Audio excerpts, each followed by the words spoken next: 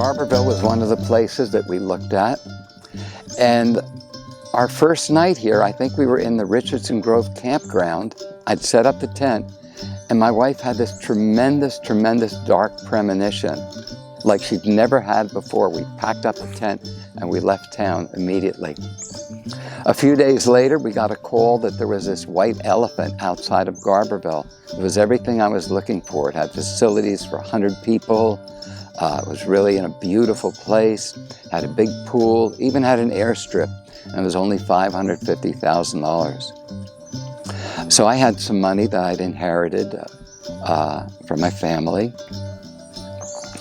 And pretty quickly, I found myself a partner and bought this place and was following my destiny to, in this case, start a New Age community in California.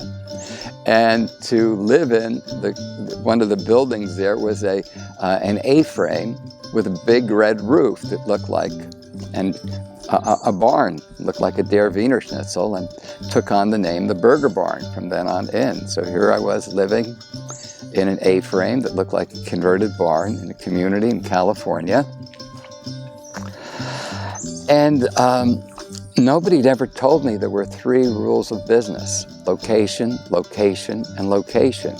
And I had dreamed of doing business, somehow making a living, 20 miles from the nearest small town in the middle of nowhere. In fact, when we moved there, there weren't even any phone lines available. They told us it'd be 2 years before we got a phone. And there were 8 miles of unpaved road and 12 miles of paved road between us and the small Garberville.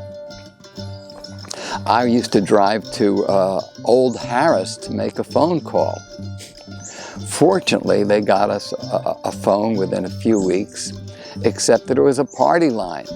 And poor Ted Winters was sharing a party line with 30 Heartwood students and staff, who weren't always very polite.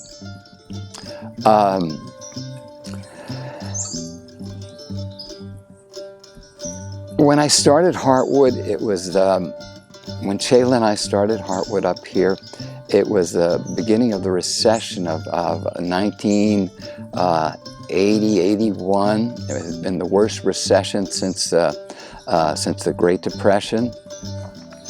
And we had really only 5 students. We packed the classes with staff so that they would look a little busier. I would meet the staff when it came time for a payment, checkbook in hand, and say, "What's the least you can handle this month?" And they'd say 75. I'd say, "Well, could you take 45?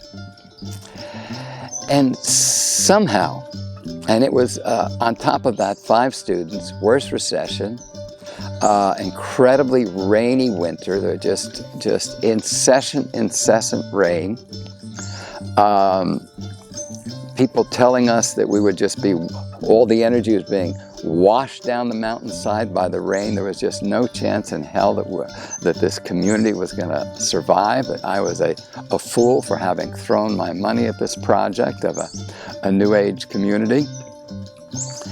And really, our salvation came in. My wife had lived in a little community in Boulder Creek called Harmony Hill. And a big part of their life was their dream of doing Native American ritual. And they'd never really known how to do it right. They'd tried their best. So we got a call up at Heartwood that a ceremonial leader from the Taos Pueblo had become disillusioned with the politics and alcoholism, and had come to California, where he'd fallen in with some Sufis, and he was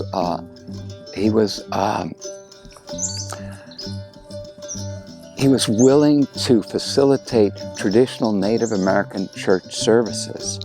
Now, I had a teepee that I'd gotten a good deal on, that I'd been driving around with in my truck for a few years.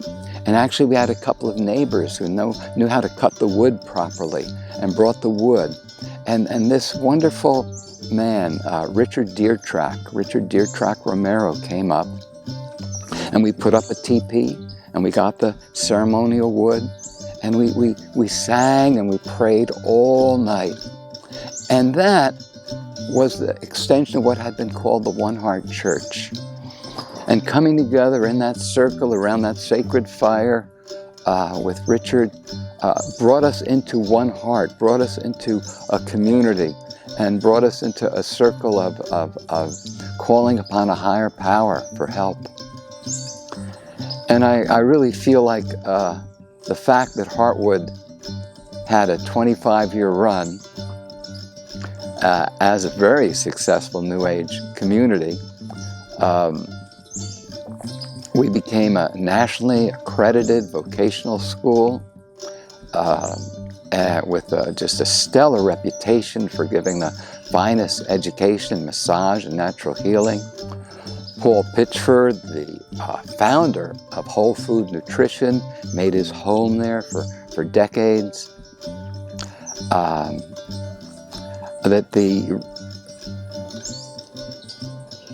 That the foundation of that were those prayers in those first few months that enabled us as a New Age community. And it was unusual as a New Age community because it wasn't a cult. I like to think of it as a leaderful community. I was never very charismatic. In fact, the early years of Heartwood were the toughest thing my wife and I had ever done. I pretty much had to quit after a couple of years. I was pretty near a nervous breakdown, and some wonderful hearted people took on the responsibility largely. I stayed home and played with my new baby Joey. And somehow we survived. We were always on the edge, but we always had what we need. There were times when every meal was beans and collards, but we ate together. We began each meal with a prayer. We were non-sectarian.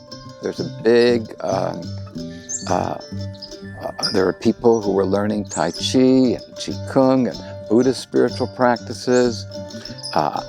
We had Hindu kirtan. We had the Native American Christianity. We had certainly feminine art. So it was not a cult. There was a tremendous amount of individuality. It was a hippie community. But in the midst of that, we attracted people who were seeking right livelihood, a way of making a living that would be of a genuine service to others, a way of making a living that would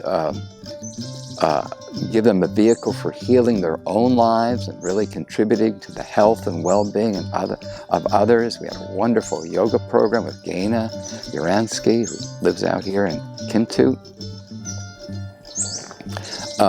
We attracted just wonderful teachers who become a part of this community. Stephanie Stefano came to Heartwood, or Stephanie Davis came to Heartwood, and Ed Clark came here to Heartwood, and just so many of the people in the larger community here initially came to Heartwood as staff or students and loved it here and stayed. But in any case, Heartwood was very special as an educational experiment, because most of us have learned in fear-driven schools. And Heartwood was a really safe place to learn. Again, my unconscious intention was run by my first grader who was degraded and humiliated in school. So my intention had always been to create a school which wasn't fear-driven. You know, in most schools, tests are the tail that wags the dog of education, and it does a really bizarre job of wagging the dog. And when I was at the University of Nevada teaching, After I left, they went and changed the grades I gave because I believed that grading was degrading. I gave students B's for breathing. I had the whole basketball team in my classes. The coaches knew. And when I got to Rutgers, chairman of my department came to me and said, "Mr. Berger, we understand you're giving students B's for breathing." And so I showed up at a faculty meeting with a stethoscope. If there was any sign of life, I would give a student a B. So my unconscious intention, my deep wounds were certainly central to the life I lived. And Heartwood was an environment was really safe with a lot of resources. Like Amy Glovin, again, lives here in the community, did rebirthing, where you could really explore your subconscious and vent your subconscious. David Quigley lives down in Healdsburg and Patrick Woods. We have 2 different hypnotherapy programs going to help people to work with their subconscious. We had the students of Wilhelm Reich came to teach us.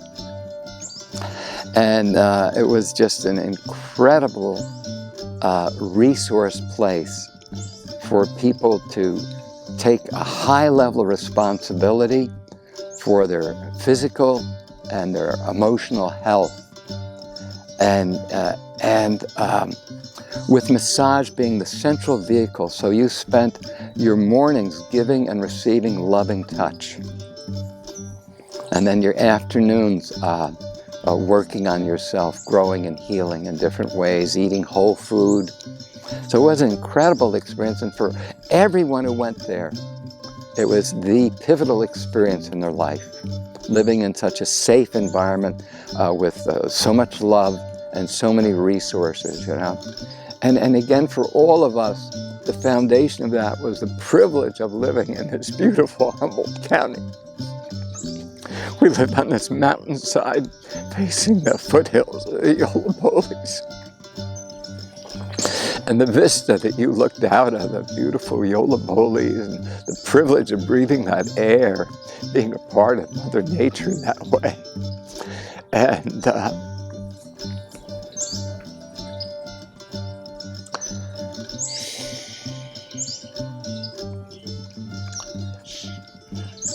so over those years, I've begun a journey to really understand the unity and divinity of all life. I've been to India every year from it began in 70 and then again in 72, spent 2.5 years there till 75. And then in 86, I went back, and I've been there every year until about a year ago. So I've been to India between 40 and 50 times, again, searching for what in India they call self-realization. In India, they have thousands of names for God, every kind of face you can imagine, because they understand that all life is sacred, that everyone and everything that you interact with is the face of the mystery. You know, when you look at these series, you see that everyone's life is this amazing, amazing journey. And that everyone has this fate that intersects with their life at so many points with grace and blessing and opportunity. So in India, you have one of the, capitalism and imperialism are really paranoid. They really burn the libraries, murder the priestesses and priests. But in India, you have a living tradition that goes back to beyond the last couple of thousand of years of predatory culture, to a culture that understood that all life is sacred and did their best to practice it. It's the home of ahimsa, nonviolence. It's a home where many people chose radical vegetarianism. You have people there who wear masks so they won't breathe in a bug, who sweep the street in front of them so they won't crush a worm. So teaching energy healing, and with a passionate desire to go deeper in my understanding of this mystery of life and consciousness, has led me to a realization which I'd like to explain. And what I've come to understand is that every atom, every molecule, every cell, every organism is a feedback mechanism, maintaining homeostasis. It's a cycle of its homeostasis, interacting with its environment, taking in that experience, self-correcting, and that this homeostatic, the cybernetic mechanism, which defines every atom, every molecule, every cell, is the essence of intelligence. The ability to take in your experience and to correct your expression. This is the essence of intelligence. So for me to say we live in a vast fabric of intelligence, I think is just pointing out the essence of what science shares with us, that on every level. In fact, if we go to one of the leading biologists today is Umberto Maturana, and he says that organisms, life is a cognitive process. That even in organisms without nervous systems, the fundamental process is cognitive. The fundamental process of every form of life is homeostasis. That it takes in its experience, it learns from it, and it's able to self-correct. So I believe that this incredible dove of life has two wings. One is intelligence, and the other is freedom. That every organism both has within it the ability to create its niche and self-correct, and also the freedom to create its niche. You know, I've seen moths which have a snake on their back, owls which have eyes at the back of their head, you know, so that a creature won't swoop down on them. Butterflies with an extra head on their ass. So if someone thinks they're biting their head off, they won't bite off the... How is this possible? And it's because of a God who lives within every atom and molecule and cell of creation, an intelligence and a freedom. And I also feel that's why we have such a passion for freedom. Because it's molecular, because it's cellular, because it's fundamental to our well-being, fundamental to our intelligence, this God-given gift to co-create our world.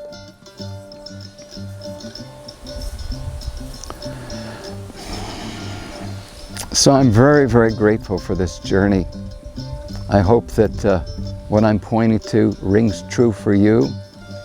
I hope that if you're young, you can maybe take the chance to follow your dreams and herd the cats of a New Age community, hopefully here in Humboldt County. Thank you very much for your focus and attention. God is blessed.